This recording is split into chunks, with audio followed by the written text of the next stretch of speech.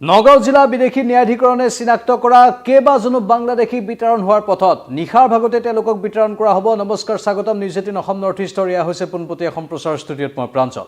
এটা গুৰুত্বপূৰ্ণ খবৰ, আৰু এই যি বাংলাদেশী কেইজনৰ কথা কোৱা হৈছে তেওঁলোক হৈছে 15 গৰাকী বাংলাদেশী, যি 15 গৰাকী বাংলাদেশীৰ বিৰুদ্ধে অভিযোগ আছিল যে তেওঁলোকে অবৈধভাৱে ভাৰতত প্ৰৱেশ কৰিছিল, আৰু নগাঁও জিলা বিদেশী ন্যায়াধিকৰণে এওঁলোকক চিনাক্ত কৰিছিল। আৰু এওঁলোকক চিনাক্ত কৰাৰ পাছতে অৱশেষত নগাঁও জিলা আয়ুক্ত দেৱাশিষ শৰ্মাই এওঁলোকক বিতৰণৰ নিৰ্দেশ দিয়াৰ খবৰ আহিছে। 24 ঘণ্টাৰ ভিতৰতেই ভাৰতৰ সীমাৰ পৰা বাংলাদেশলৈ যাবলৈ নিৰ্দেশ দিয়া হৈছে, বা বাংলাদেশলৈ পঠিয়াই দিয়াৰ ব্যৱস্থা কৰা হৈছে, আৰু ভাৰতৰ পৰা বাহিৰ কৰি দিয়াৰ ব্যৱস্থা কৰাৰ কথা উল্লেখ কৰা হৈছে। বিএছএফে তেওঁলোকক ভাৰতৰ পৰা বাহিৰ কৰি দিব লাগিব। ইতিমধ্যে তেওঁলোক মাটিয়াৰ ডিটেনশ্যন কেম্পত বন্দী হৈ আছে। পুনৰ কওঁ, মাটিয়াৰ ডিটেনশ্যন কেম্পত ৰখা হৈছে এই বাংলাদেশী কেইজনক। আজি নিশাই ভাৰতে বিএছএফৰ সহায়ত বাংলাদেশ সীমান্তৰে প্ৰেৰণ কৰিব এই বাংলাদেশী নাগৰিক কেইজনক। তেওঁলোকৰ নাম আমাৰ হাতত আছে, সেই নামবোৰ আমি কৈ দিব বিচাৰিছোঁ। আমাৰ হাতত যিখন তালিকা আছে সেই কেইগৰাকীৰ নাম হৈছে ধিঙৰ 1 নম্বৰ কান্ধুলিমাৰীৰ জহুৰা খাতুন, নগাঁও চহৰৰ হেদায়তনগৰৰ আব্দুল আজিজ, জুৰিয়াৰ বগৰীগুৰিৰ আহেদা খাতুন, ৰূপহীহাটৰ গড়েমাটি খোৱাৰ আজুফা খাতুন, বটদ্ৰৱাৰ হাতী যুজুৱাৰ ফাজিলা খাতুন, চামগুৰিৰ লেংটঙৰ আনুৰা বেগম, ৰহাৰ চাপৰমুখ টাউনৰ আশা খাতুন আৰু নজৰুল ইছলাম, ৰহাৰ দীঘলীয়াতিৰ হুছেইন আলী, ৰহিম শ্বেখ, বুৰেক আলী, ৰহা টাউনৰ ইদ্ৰিছ আলী, কলিয়াবৰ হাতীগাঁও বাগানৰ ৰুস্তম আলী, জখলাবন্ধাৰ গৰুবন্ধাৰ আনোৱাৰ খান, কলিয়াবৰ গৰৈমাৰীৰ তাহেৰ আলী।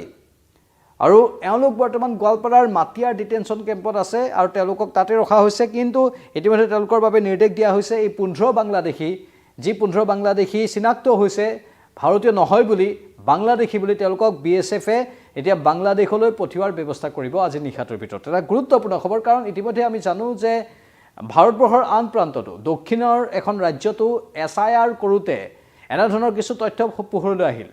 স্পেচিয়েল ইণ্টেনচিভ ৰিভিজনৰ সময়তেই দক্ষিণৰ এখন ৰাজ্যত কেইবাজনো বাংলাদেশীক চিনাক্ত কৰা হৈছে, যিকেইজনে ভুৱা কিছু নথি পত্ৰৰে ভাৰতত বাহৰ পাতি আছিল।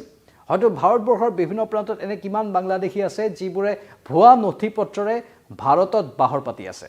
চিনাক্তবোৰ ভালদৰে কৰাটো প্ৰয়োজন। ইতিমধ্যে অসমতো SR অৰ্থাৎ স্পেচিয়েল ৰিভিজন হৈছে, ইণ্টেনচিভ নহয় কিন্তু স্পেচিয়েল ৰিভিজন অসমতো হৈছে। আমি আশা কৰিম আৰু বাংলাদেশী চিনাক্ত হওক, কাৰণ শুনিবলৈ পাইহে থাকোঁ আমি, কিন্তু বাস্তৱত বাংলাদেশী কিমান আছে কোনেও নাজানে। প্ৰত্যৰ্পণৰ তেওঁলোকক ব্যৱস্থা কৰিব লাগে, কাৰণ ভাৰতে ইতিমধ্যেই এটা সময়ত শ্বেখ হাছিনা চৰকাৰ থাকোঁতে বাংলাদেশত সেই প্ৰত্যৰ্পণৰ চুক্তি স্বাক্ষৰিতও কৰিছিল। কিন্তু প্ৰত্যৰ্পণৰ চুক্তি স্বাক্ষৰিত কৰাৰ পাছতো যিমান বাংলাদেশী আমি বিতৰণ কৰিব পাৰিব লাগিছিল, সিমান বাংলাদেশী এতিয়ালৈকে বিতৰণ কৰিব পৰা নাই। এই প্ৰত্যৰ্পণৰ চুক্তিখনৰ বাবে বা সেইখনৰ জৰিয়তে আমি বহু বাংলাদেশীক হয়তো ভালদৰে চিনাক্ত কৰিলে বিতৰণ কৰিব পাৰিলোহেঁতেন।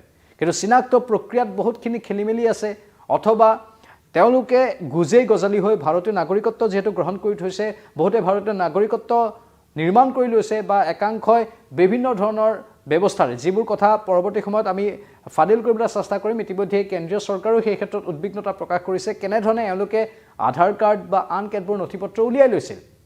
সেই সকলো কথা জল পটকৈ বহুবাৰ প্ৰমাণিতও হৈছে, আৰু সেইবোৰক একাংশক চিনাক্ত কৰি কোৱা হৈছিল যে তেওঁলোকে ভাৰতৰ বিভিন্ন প্ৰান্তত কুটাঘাত বা আন কিছু কৰ্মৰ সৈতে জড়িত, আৰু তেওঁলোকক উৎখাত কৰাৰ বাবে ব্যৱস্থাবোৰ চলি আছে।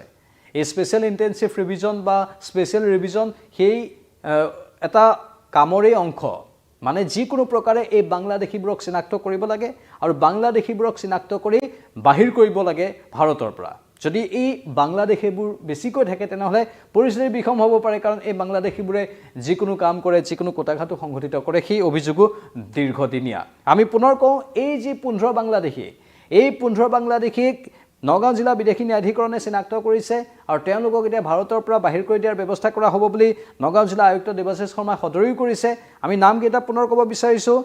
তেওঁলোক হৈছে ধিঙৰ 1 নম্বৰ কান্ধুলিমাৰীৰ জহুৰা খাতুন, লগতে নগাঁও চহৰৰ হেদায়তনগৰৰ আব্দুল আজিজ, জুৰিয়াৰ বগৰীগুৰিৰ আহেদা খাতুন, ৰূপহীয়াতৰ গড়েমাটি খোৱাৰ আজোফা খাতুন, বটদ্ৰৱাৰ হাতী যুঁজোৱাৰ ফাজিলা খাতুন, চামুগুৰিৰ লেংটেঙৰ আনুৰা বেগম, ৰহাৰ চাপৰমুখ টাউনৰ আশা খাতুন আৰু নজৰুল ইছলাম, ৰহাৰ দীঘলীয়াতিৰ হুছেইন আলী, ৰহিম শ্বেখ, বুৰেক আলী, ৰহা টাউনৰ ইদ্ৰিছ আলী, কলিয়াবৰৰ হাতীগাঁও বাগানৰ ৰুস্তম আলী, জখলাবন্ধাৰ গৰুবন্ধাৰ আনোৱাৰ খান, কলিয়াবৰ গৰৈমাৰীৰ তাহেৰ আলী এওঁলোকক চিনাক্ত কৰা হৈছে আৰু এতিয়া বিতৰণ কৰা হ'ব এওঁলোকক BSFে ভাৰত বাংলাদেশ সীমান্ত দি এওঁলোকক বাংলাদেশলৈ প্ৰেৰণ কৰিব। এইটো আছিল তথ্য, গুৰুত্বপূৰ্ণ তথ্য। আমি স্বাভাৱিকতে এই বিষয়টোৰ ওপৰত অধিক তথ্য যুগুতাবলৈ চেষ্টা কৰিম।